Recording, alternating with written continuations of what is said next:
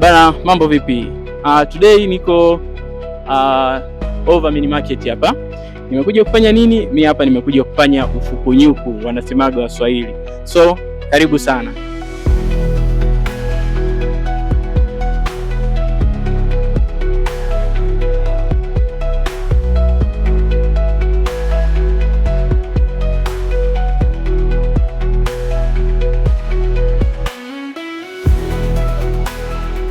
Mambo vipi?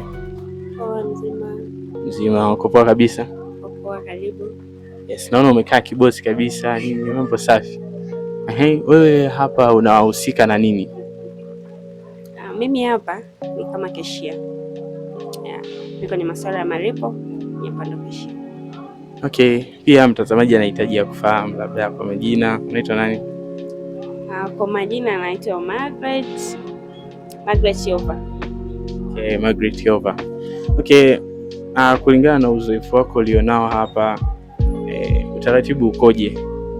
Kwa mimi labda ndo nimekuja kununua kitu fulani huko ndani, maana si wengine hatujai kabisa kutumia hatujai ku experience mambo kama hizi mini market kama hizi, nimetoka vijijini kabisa.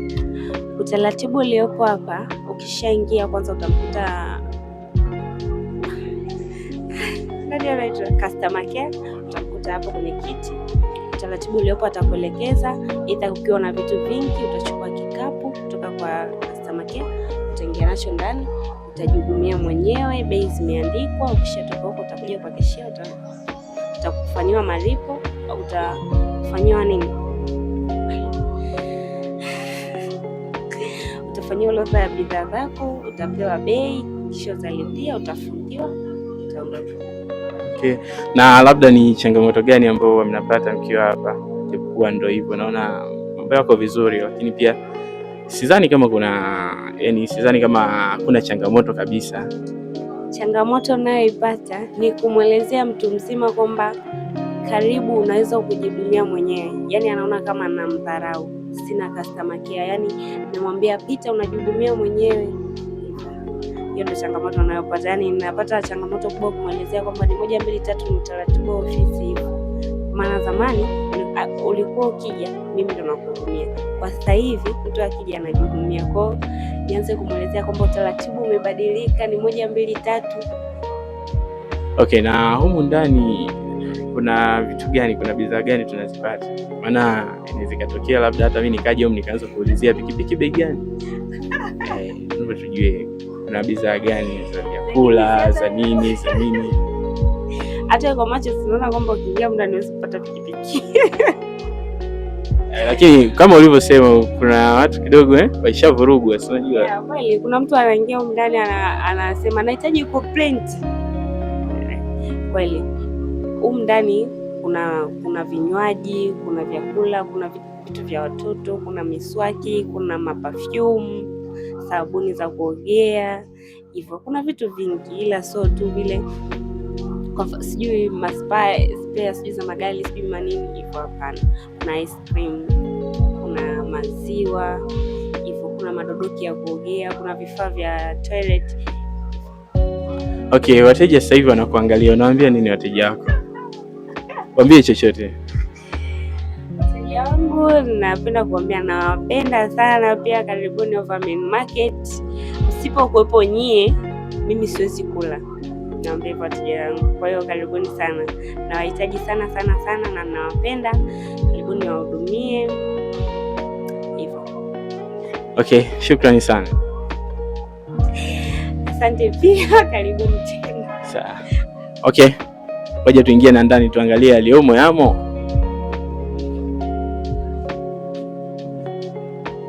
Mambo. Poa kabisa. Niko poa kabisa. Unaitwa nani? Naitwa Mawini. Unaitwa? Mawini.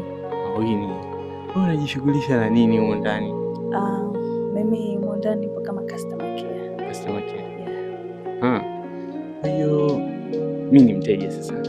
Nipiga customer care. Karibu.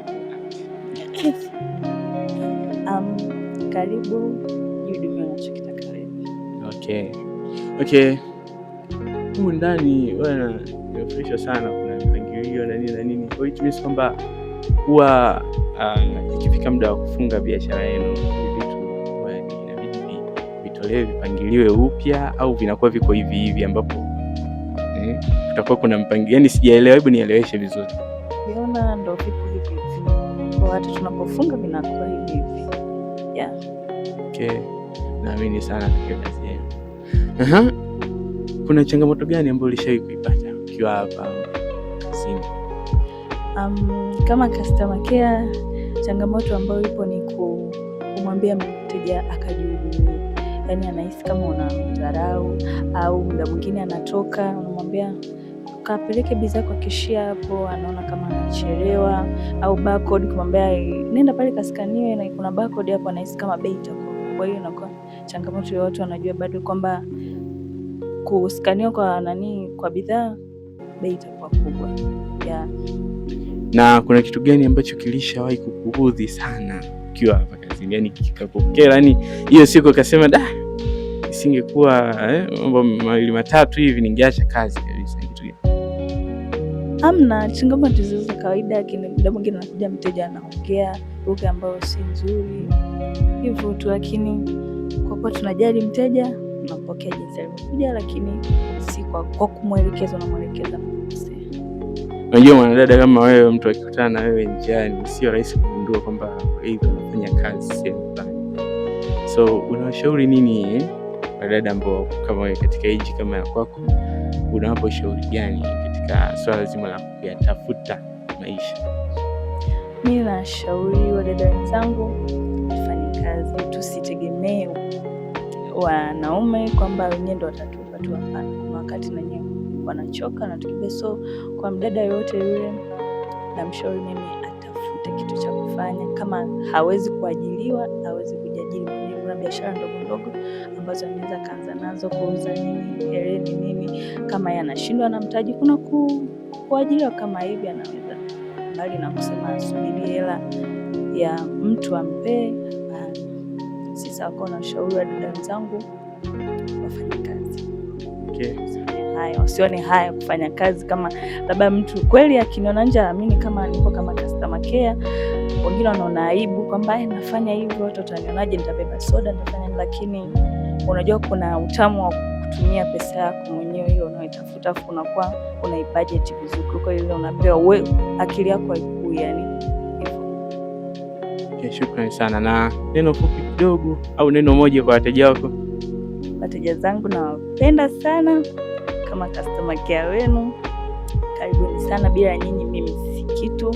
Wasubiri sana, karibuni sana. Asante sana, na pia ni mteja. Okay, shukrani sana.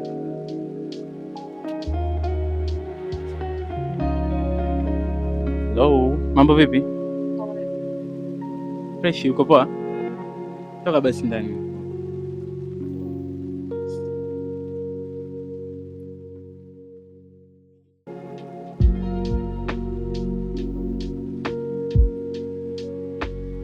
Poa za kwako?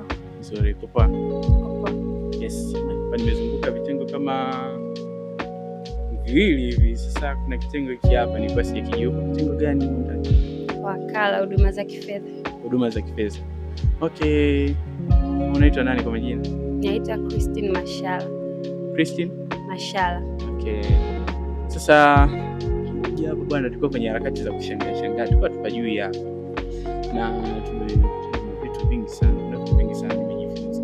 So katika hiki kitengo chako maybe unajishughulisha na nini sana? Najua ni mambo ya huduma za kifedha, lakini nahitaji sasa umueleweshe mteja ili akifika bwana ajue nikifika hapa nikifanya hiki itabidi nifanye hiki. Okay, hapa Over Mini Market ni mini market, lakini kwa hapa mimi sekta yangu ni huduma za kifedha, wakala, ambayo inafanya kutuma na kutoa pesa. Tuna M-Pesa, tuna Tigo Pesa ambayo ni Yasi, siku hizi mix by Yasi. Tuna huduma ya lipa kwa M-Pesa na lipa kwa Yasi. Tuna Halo Pesa na Airtel Money. Pia tuna huduma za kibenki kama CRDB, NMB na NBC, ambayo kwa ukiacha kutoa na kuweka pesa kwenye hizo benki, tunafanya kulipia malipo ya kiserikali kama control number, ving'amuzi, luku, maji japokuwa sihitaji nikuchimbe sana, ila kuna faida gani ambayo umeshaiona, faida yoyote ile, hata kama ni zaidi ya moja, unapokuwa katika sekta hii? Sekta ni faida nilizoona hapa, ya kwanza kubwa ni kuconnect na watu. Ya maana hapa yani kuna movement kubwa ya watu, wanafunzi, wanakijiji hivyo.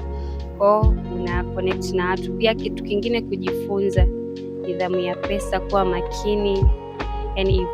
Yani ukifanya hii kazi unajua kwamba hata shilingi 100 ina mata.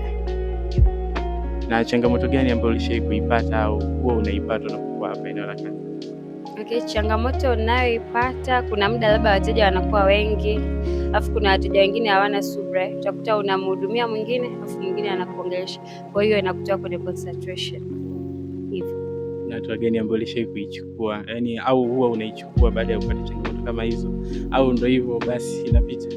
Hamna, unamwelewesha tu mteja kwamba yani ajue kwamba kuna mwingine namhudumia, kwa asubiri nimtoe mmoja, kama ana haraka sana anaweza akaenda tu sehemu nyingine. Kuna kitu gani ambacho kilishawahi kukera, yani ukasema da, yani hapa hata kazi naweza nikaacha leo, toka ulipoanza shughuli au toka uwe katika kitengo hiki? Kitu kilichowahi kunikera ni kimoja. Niliingia loss ya 50,000. Ilikuwa wateja ni wengi hivyo, alafu ndo ile haraka, kumbe sijaangalia vizuri kama mtu yani statement ile pesa imetoka au vipi. Kwa nikawa nimempa mtu hela na pesa sijaitoa, kwa hiyo ikawa ni hasara kwangu na ofisi, na bosi akachichama. Lakini uzuri wa bosi wetu ana utu, kwa hiyo anaangalia kwa huyu mfanyakazi labda loss ametupatisha mara ngapi, kama ilikuwa ni bahati mbaya unaweza ukachangia au akakuelewesha ikaishia hapo, lakini sio kwamba ni yule mtu wa roho mbaya, hapana. Okay, advice fupi kwa vijana. Okay, vijana mimi ningependa kuambia tuwe flexible. Usichague kwamba unatakiwa kuwa wapi, kwamba labda umesoma nini sijui, kwa hiyo kwa kuwa elimu yangu ni hapa, nataka nianzie hapa. Kuwa flexible, maana ukiwa kazini ndio utapata kazi, ila ukiwa nyumbani kazi haiwezi kufuata nyumbani, maana kazi zipo kwa watu na vitu vipo kwa watu hivyo. Na wewe umesema vijana wawe flexible, wasi proud kutokana na elimu alionayo, si ndio? Asiwe selective sana kwamba mimi nina degree siwezi nikawa wakala, mimi sijui siwezi kuwa cashier. So wewe una elimu? Namshukuru Mungu, mimi tu nina degree, nimemaliza mwaka jana hapo, July. Ulikuwa unasoma nini? Nimesoma environmental engineering. Environmental engineering. Engineer. Ndio. Wewe unaongea na engineer kabisa. Karibu engineer wa kifedha pia, wakala. Okay, neno pia kwa wateja, maana mimi pia ni mteja, nategemea hata unaweza kashangaa hapa tunamaliza ghafla nikageuka nikawa mteja, afu nikawa mteja msumbufu. Wateja mimi napenda kuwakumbusha, kama hapa nimewekea note, wakumbuke kutabasamu. Mambo yanaweza yakawa ni mengi, lakini tabasamu ni muhimu pia, na wakaribisha. Napenda kuwahudumia, wakaribie sana. Tunakuwa wazi kuanzia saa 2 Jumatatu mpaka Jumapili, saa 2 asubuhi mpaka saa 4 usiku. Karibuni sana. Okay, shukrani sana. Asante. Pia na wafanyakazi wengi sana, na bakia ule muda ambao inabidi tuniruhusu miliki mwenyewe wa eneo. Waswahili wanasema boss. Kwa hiyo sasa ni muda wa kukutana na boss naye tumsikie anambia nini, tumjue na anajishughulisha na nini. Okay, bro, mambo Shwari. kwema? Naam, karibu. Kwanza kabisa nimefarijika bwana, nimefika huko. Mwanzo nilikuwa nikipita hapa bwana, niuliza hii ni saluni. Sikuwa sielewi ni saluni au ni nini. So baada ya kuingia huko wanasema yani ufukunyuku, nikawa nimeelewa kilichomo. Kwanza kabisa na watazamaji wanahitaji kufahamu ni nani, anajishughulisha nini? Okay. Bwana, mimi kwa majina naitwa Ova Abubakar. Mimi bwana, shughuli zangu mimi ni mjasiriamali. Najishughulisha na biashara ndogo ndogo kama hivi mnavyoona. Ni mmiliki wa Ova Main Market, pia na Ova Gaming Point, ni sehemu ya refreshment. Kwa ufupi ndio. Karibuni sana. Kwa ufupi shoti najishughulisha na biashara. Nafanya biashara. sio mjasiriamali. Ni mjasiriamali kwa ujumla. Unajua kuna tofauti kubwa kati ya mjasiriamali na kufanya biashara, ila kwa ufupi tusiingie sana huko. Mimi ni mjasiriamali. Na kuna muda gani tu kuanze biashara hii au hivi karibuni? Hapana. Okay. Kwa story fupi, mimi nilikuwa ni mwanafunzi wa MUST, Mbeya University of Science and Technology. Nilihitimu hapo mwaka 2016 still mpaka leo.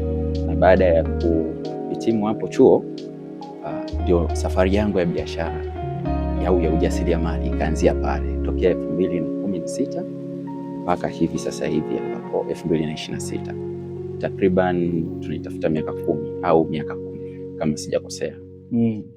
Kwa hiyo experience ya miaka 10. Kwa hiyo hapa ni experience unaongelea miaka 10. Sio mingi sana lakini uchache kwangu mimi binafsi ni mingi. Nasema sio mingi sana. Miaka 10 ni mingi kama ni mtoto ndo ana. Okay, una experience ya miaka 10. Natambia afu bado tena unachochea kabisa unasema ni michache sana. Kwa miaka 10 ni mingi. Okay. So vipi kuhusu swala la namna unavyo manage maisha? I mean maisha yako sasa hivi unaendesha vipi? Unaendesha kulingana na hii biashara ulionao au kuna vitu vingine extra? Okay. Nafikiri ni swali zuri. Binafsi naendesha maisha yangu katika hii biashara ambazo nilikuwa nayo, na baadhi ya mambo machache ambayo sitotamani kuyaweza kuya expose, but kwa uchache sehemu kubwa maisha ni hizi biashara zangu ambazo zinaonekana. Hizo sehemu nyingine ni kama chatu tu ya kuongezea au kuboost, sijui umeshaona. Na nafikiri kwa kila mjasiriamali hilo analo, yani unakutana sehemu ya ziada ambayo unakuta ambayo inaweza ikamboost, ikamsaidia katika ile biashara yake iweze kufanya kuwa vizuri. Kwa uchache ndio. Na uliwezaje kwa sababu umesema kwamba ni issue ambayo ulianza ukiwa chuo, ndio. Uliwezaje kubalance somo pamoja na biashara? Au wakati unafanya ile biashara ulikuwa? Bana, nafikiri tuliongea awali before kwamba nilianza biashara kipindi fulani, lakini labda nafikiri ukumbuka vizuri. Labda niwaeleze ndugu zangu watazamaji ni kwamba biashara mimi nilianza 2016. Umeelewa? Na nilianza wakati huo nimeshamaliza chuo hapo, umeshaona. Na baada ya pale ndio safari yangu nikaianza. Nikwambie kitu, mimi kabla sijaanza biashara nilianza kufanya research. Wakati huo niko chuo nikawa na matamanio ya biashara. Kila mmoja anakuwa na kitu chake ambacho kinamfanya awe interesting katika jambo fulani. Lakini binafsi jambo langu lilokuwa linanifanya niwe interesting baada ya kumaliza chuo, nilikuwa natamani kufanya biashara. Je, kwa nini nilikuwa natamani biashara? Nilikuwa natamani kufanya biashara kwa sababu nilikuwa nataka nitengenezee mazingira ya kujitegemea.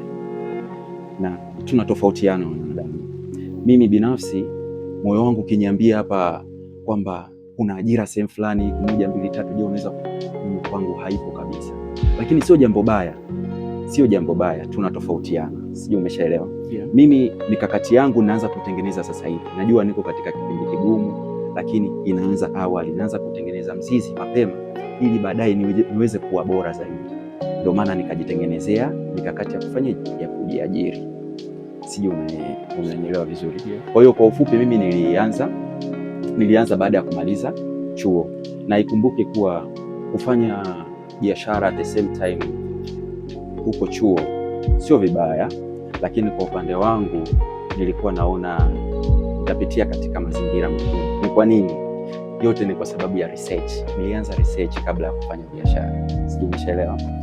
Na research ambayo kitu nilichojifunza katika research ni kwamba mambo matatu kuyafuata kwa pamoja ni ngumu sana na kufaulu. Mambo hayo ni mambo gani? Mambo hayo ni kama tunasema elimu, biashara, alafu na mahusiano. Sijui umeshaelewa. Mahusiano, elimu. Katika ndani ya elimu hapo naongelea sana katika karia ya mtu. Mfano ameajiriwa, ni mwalimu, mwanafunzi, nani, kadha na kadha. Sijui umeshaelewa. Katika swala la wajasiriamali ni wale ambao wanajishughulisha na biashara. Sijui umeshaona. Na swala la mwisho ni mahusiano, ni kwamba je, umeoa au uko katika uchumba, whatever itakavyokuwa pale. lakini hivyo vitu vitatu kuvichanganya at once na ufaulu vizuri ni mara chache sana. Duniani wapo ambao wanafanya vyote hivyo na wanafaulu, lakini kumbuka ni mchache sana. Kila kitu hapo kinahitaji muda. Mke au mchumba au shoti kwa mahusiano kwa ujumla vinahitaji muda wako, vinahitaji uweze kuwa na kumpa muda mwenzako. Ukiachana na masuala ya mahusiano, pia elimu vile vile, watu wasichokijua kwenye masuala ya elimu, pia watu wengi sana huwa wanakosea pale. Kwenye elimu inahitaji kuipa muda Kama mfano hapa tuko chuo, tunaweza kukuta watu wengi sana unakuta hawaipi muda elimu, sijui umeshaona, wanaenda kufanya vitu ambavyo sio, yani unakuta kwamba muda ambao unatakiwa uweze kusoma mtu asome, anasubiri mtihani, anasubiri mpaka testi, muda wa testi ndio aende akasome na nini, lakini kumbe ungeipa muda ungeweza kufanya vizuri na kadha na kadha. Wako watu wanafanya mambo mengi, lakini kwa ufupi iko hivyo.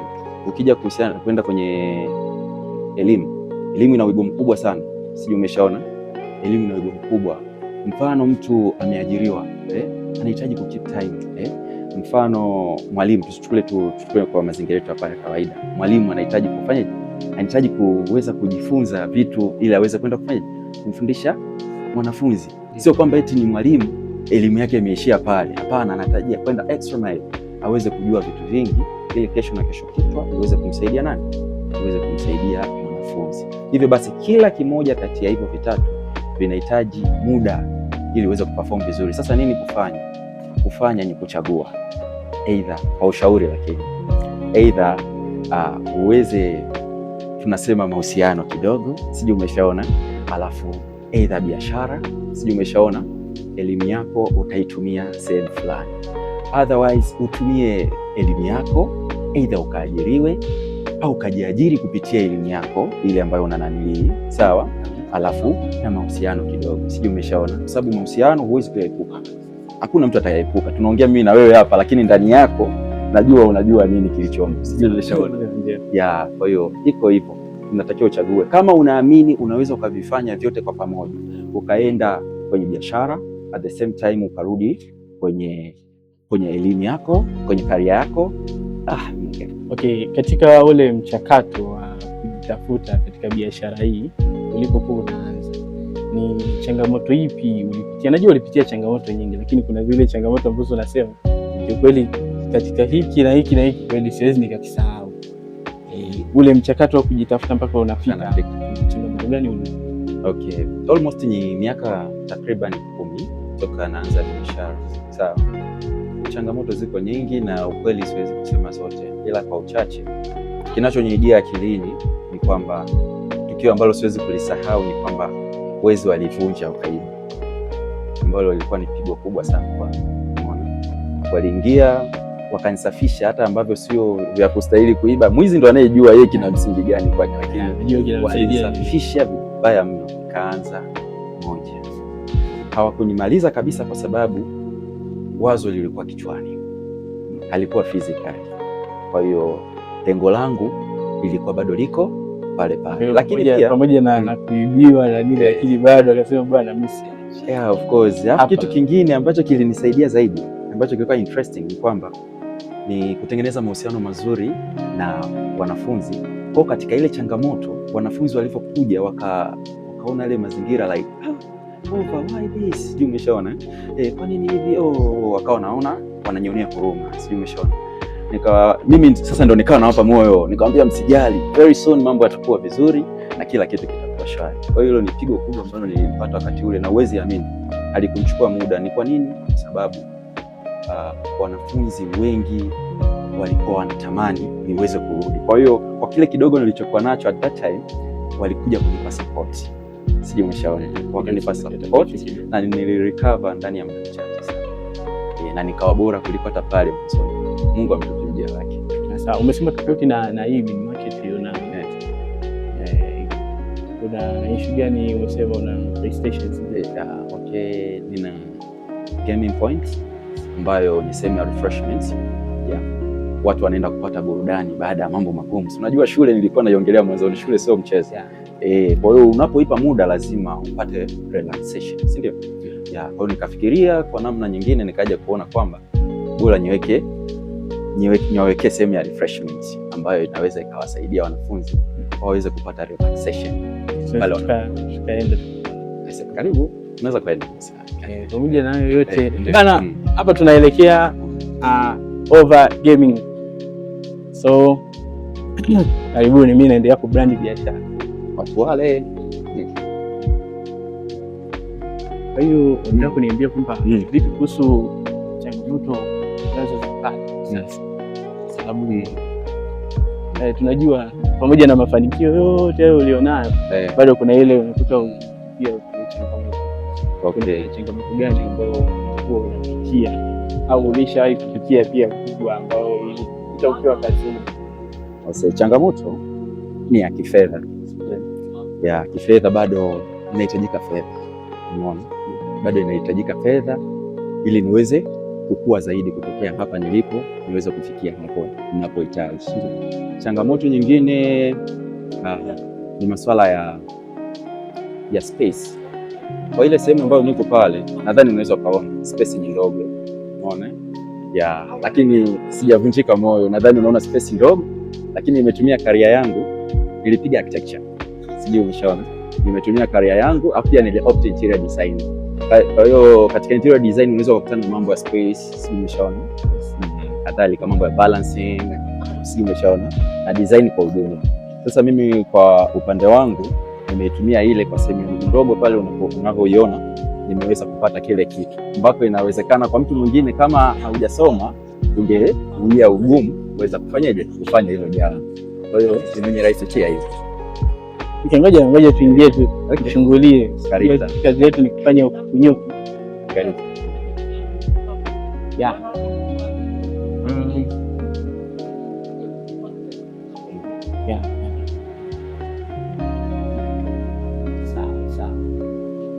Kama unavyoona mazingira ya huku, light iko chini, ni design yenyewe design yenyewe inatakiwa light iwe chini ili ule mwanga sio mwanga mkali sana. Watu wana concentrate kulingana na kitu wanachokifanya, sio wanapata ile relaxation. Kama unavyoona watu wanapata burudani, ni baada ya masomo mtu anakuja anapata relaxation. Bana mablaza, mambo vipi? Gari. Okay. Kwa hiyo na hii kitu yenyewe ulianza hata baada ya kuanza ile biashara au vyote vilianza kwa pamoja? Okay. Bana. Hii ilikuja baadaye. Ilikuja baadaye. Ni kama vile mini market ikaja ikatoa kitu.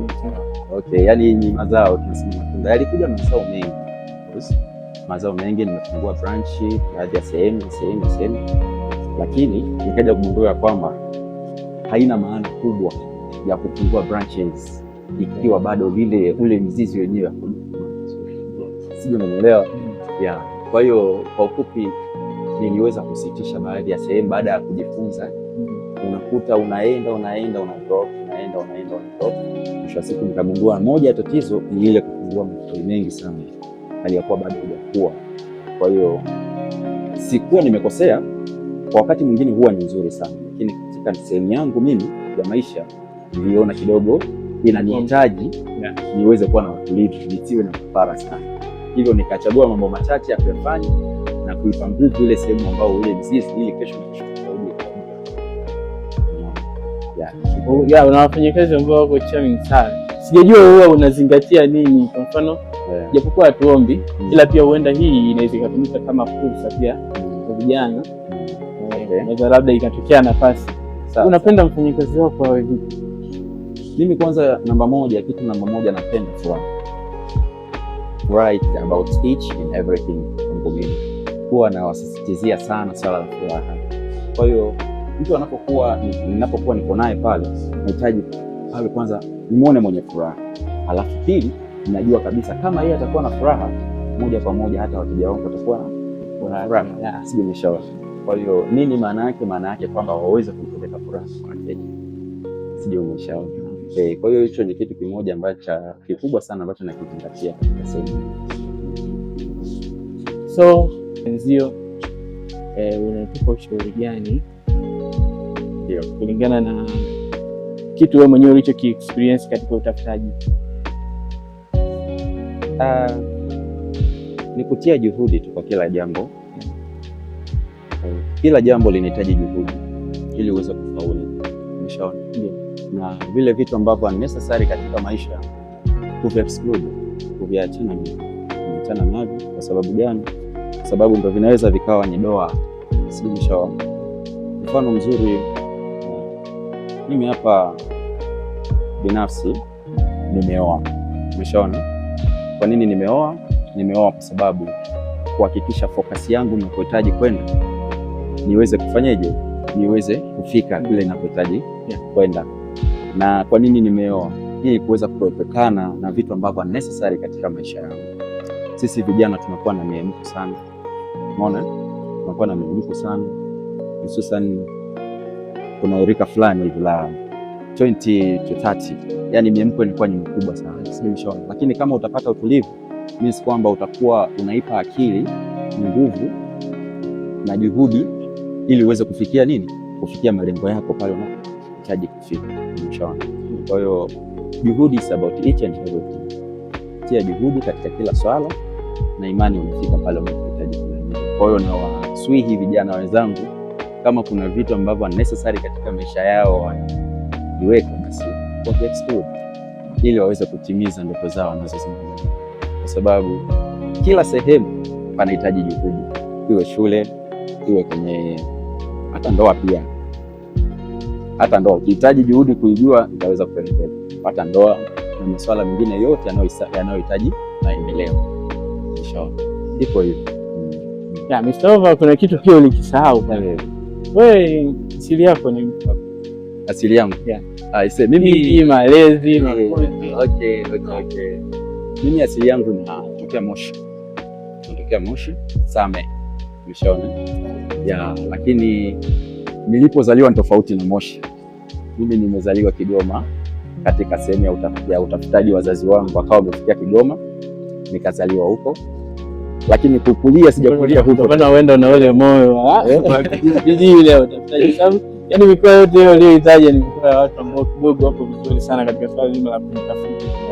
Okay. Baada ya huko ni safari sasa ya mzazi anapokuwa anasafiri katika sehemu ya utafutaji, unakuta na mimi naweza kutembelea, mfano kama Morogoro, Dar es Salaam. Hizo ndo sehemu sasa nimekulia, ila sehemu niliokulia sana ni Dar es Salaam. Mpaka sasa hivi wazazi wangu wako Dar es Salaam, kazi yetu yako Dar es Salaam. Ndio. Basi mimi ningependa kushukuru. Ndio.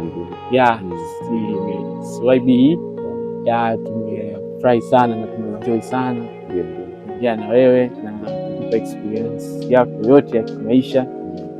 I think vijana tutajifunza, niseme vijana watajifunza, vijana tutajifunza kupitia wewe.